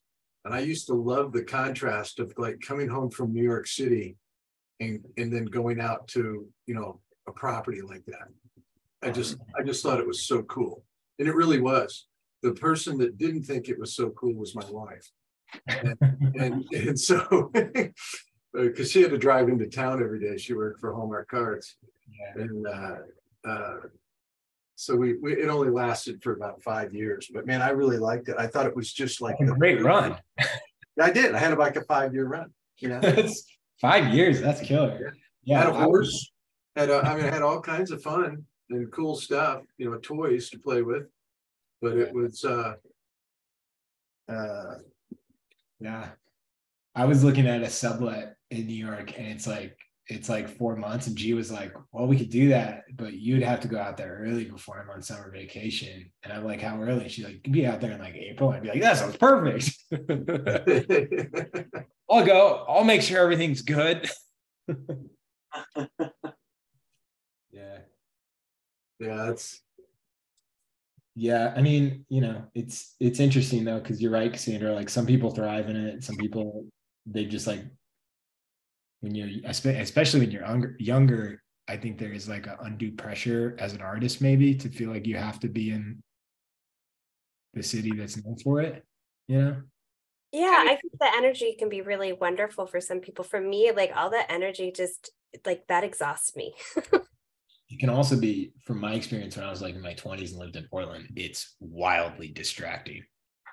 Like I couldn't focus. Like those were like the most unproductive years of my life. Yeah, well, that was the other part about what my observation about my friends that were living in New York. They were having too much fun. Yeah. But some of them made it work. Some of them, never did. Right. How close are we to looking at stuff? I can't draw anymore. We're coming up on 7:45. So, John, that's actually a great time for me to just give the 2-minute warning. So, 2 more minutes on this pose, everybody, and then we're going to start posting. Hey, so I'll give you guys the update. Last week was our first guest speaker week at Visual Arts Passage. And we had the artist Jaw Cooper on the illustration side. Oh my gosh. Jaw sat and drew from photography. But she does have a lot of taxidermied animals in her workspace. But she talked about her career and then just did a whole bunch of drawings and it kept talking to us. It was really fun, really impressive. Her understanding of an animal anatomy was unbelievable. And then Sunday in the concept program, we had Ben Ert, who's a Blizzard 3D senior 3D modeler. And he was great. And I loved that he took like the last hour and just reviewed our students' work, giving them advice on, okay, I'm a modeler and we have a 2D character design program. I'm the next chain and the next step in the pipeline. I'm the one that has to determine if these designs and models that you've done or the drawings that you've done can be made. And so it was like the perfect person to review student work. He was absolutely amazing. Oh, that's so great. Very, very cool. Hey, on that note, everybody start posting your work. It's 7:45. We're going to move over to Instagram in a minute. So please post using hashtag #DrawingHive and @Visual Arts Passage. If you drew Rihanna, tag Syracuse. There's some awesome, oh my gosh, there's some really great stuff. Start posting it out there. Don't wait. Don't keep drawing. We're gonna make this quick. John and I have a Super Bowl to get ready for. So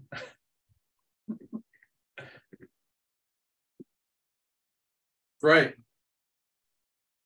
Do you have a favorite like Super Bowl food, or I don't, because such an eating experience. So I didn't know if there was like a food. the Super Bowl has only recently been part of our lives. No, I don't. John, do you? We do, well, not all the time, but I know what's happening this week is white bean chili. Mm, There you go. nice. And my family will be over here, so should be fun. That'll be great.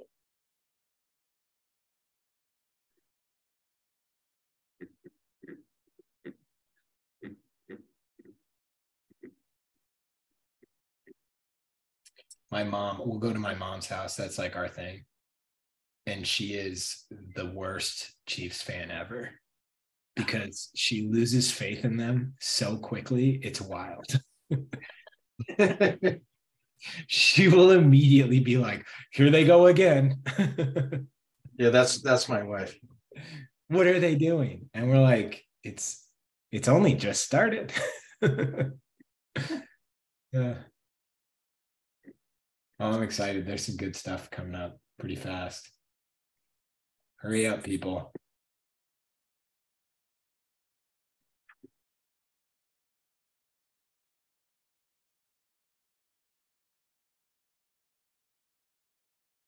So a friend of mine got me this timer, which I thought was Corgi timer, you mean?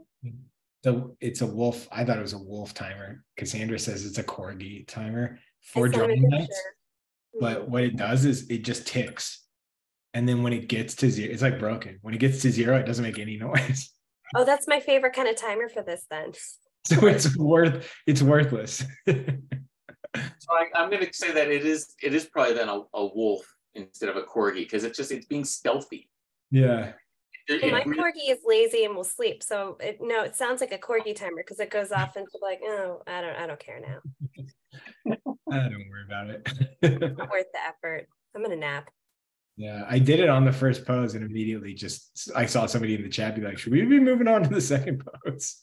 I was like, yeah, I guess so.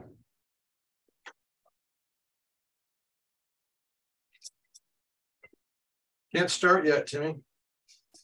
I'm just loading it up.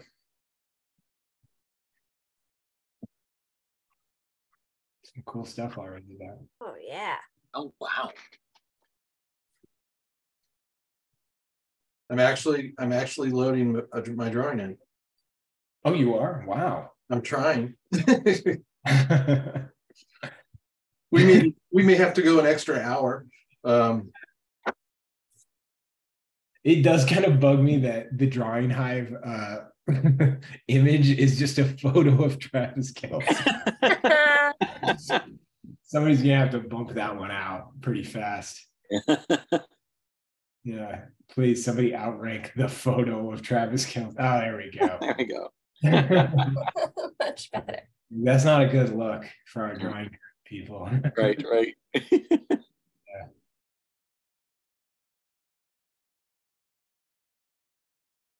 All right.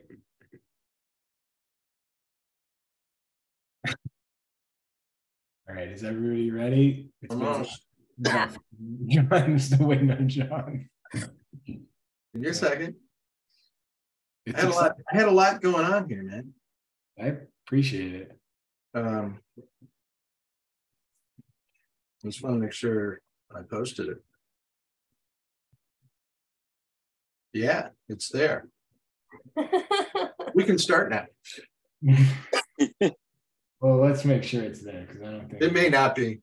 Yeah, well, we're gonna get sorry, John. We're gonna get started. Yeah, go ahead. Don't wait on me. No big deal. Yeah. Oh, right. that's lovely. Oh, nice. All right. Great job. Apparently a sports player. Nice. We expected that. All right, cool. Nice. Ooh, cool. Yeah. Way to go, man. That's great. That's great. Perfect.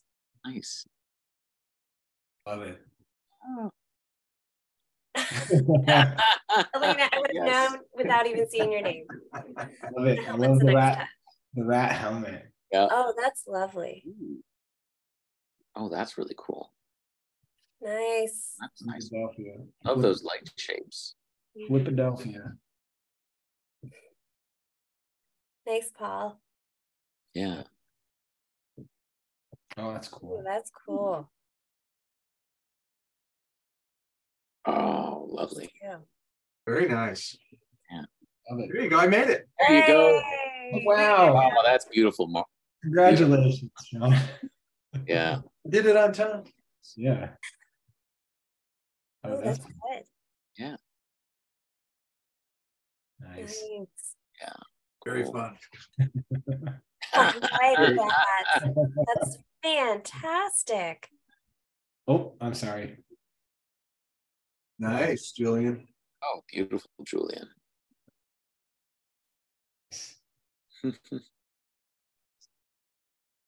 Wow. Mm-hmm. Well, Yeah. So Yes. great. Nice. Good drawing. Wow. Yeah. oh shit. Sorry. That's a confident line. Oh, Ooh. good job, Yeah. Tyler. Super. Very nice. Oh, Gary, Oh, that's Gary. so good. Oh man, Gary. That's stellar. That's too good. Yeah.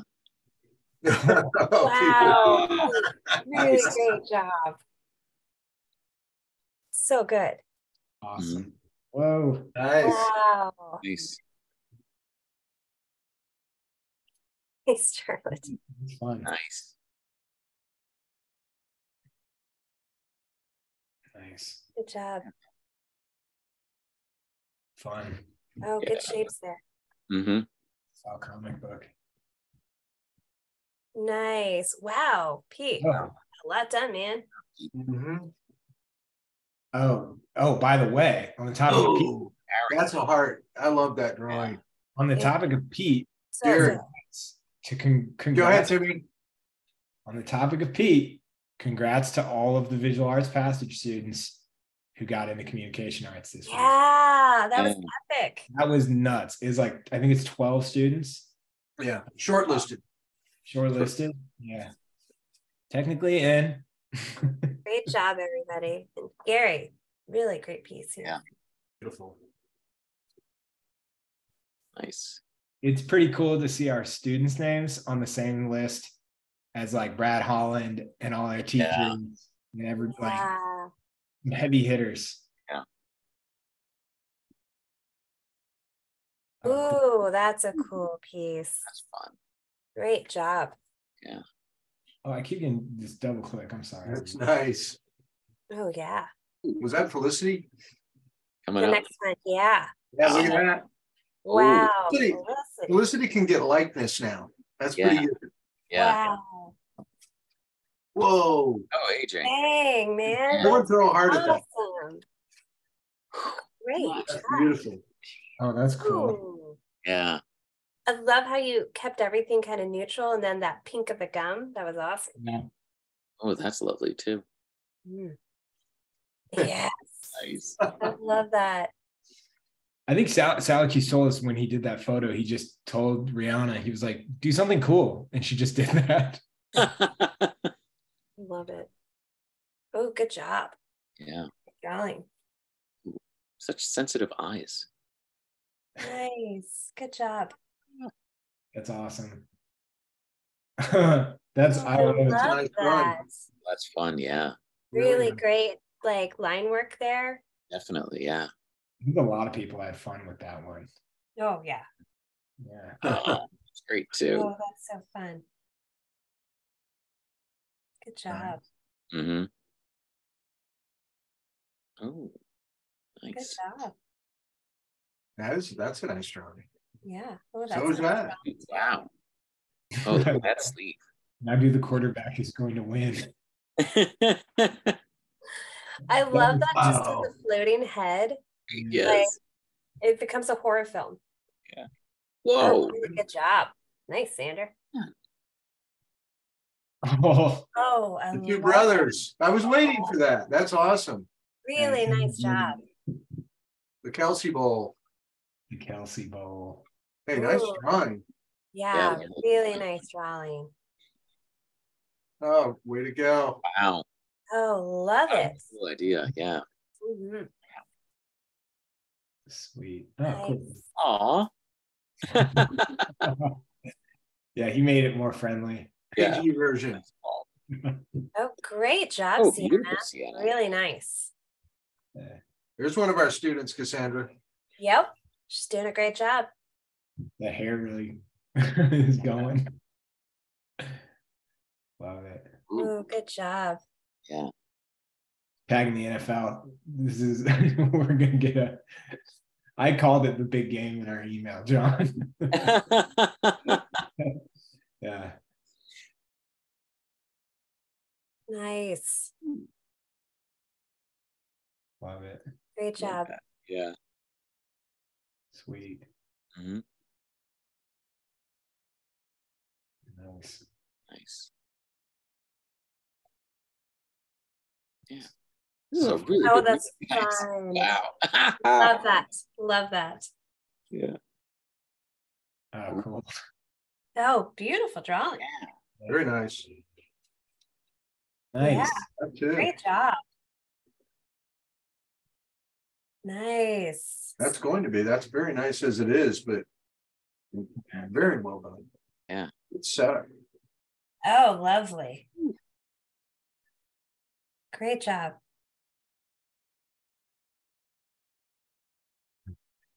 Very well done. Yeah. Mhm. Nice. Cool. Yeah. Whoa. Oh, cool. People had a lot of fun with Yeah. hair. Oh, that's cool. I like that. Oh, fun. Yeah. Nice. I just love how different everybody That's nice, is Nicole. and everything. Ooh. Very good, Jeff. Thanks, Jeff. Yeah. But yeah, I know what you're saying. There's like these brilliant like design decisions happening outside all the likeness too. That Yeah, yeah. Oh, And those are for- cool. yeah. Oh, yay. Oh, That's sweet. fun. Oh wow. Glad your daughter came too. That's Oh, that's awesome. great. Thank you for joining. Yes. Yeah, Ooh, well done. lovely. Oh, nice. Mhm. Nice. Good drawing. Yeah. Ooh, really good. Awesome. Yeah, Oh, Oh, that's nice. that is That's nice. really really nice. The eyes are so intense. Killer like. Yeah. Mhm. Oh, that's so cool. A bunch of energy. Mm-hmm. Nice, Nice, Ocean. Ocean. Mm-hmm. That's Look it. at that. Awesome work from last week. Yep. All Hey, right. everybody. This was very fun. Thank you all. Hope you enjoy the Super Bowl. Timmy, you got anything you want to say? No, that was awesome. Thank you all for tuning in, and we'll Thank be you, here next- Cassandra. Thank you, Adam, for joining. Thank you, everybody else that came and drew with us tonight. It was fun, as it always is. Hope you have a great week. See you next time. The only thing I'll say is tune into our YouTube channel on Monday. John, you're talking with Catherine Lamb, right? Yep. Oh, great. Oh, fantastic. Free talk. It's just on our YouTube channel. So tune in 4 p.m. on Monday. So 4 p.m. Pacific time. So, all right. See you, everybody. Great. Thank Take y'all. care. Have a great week.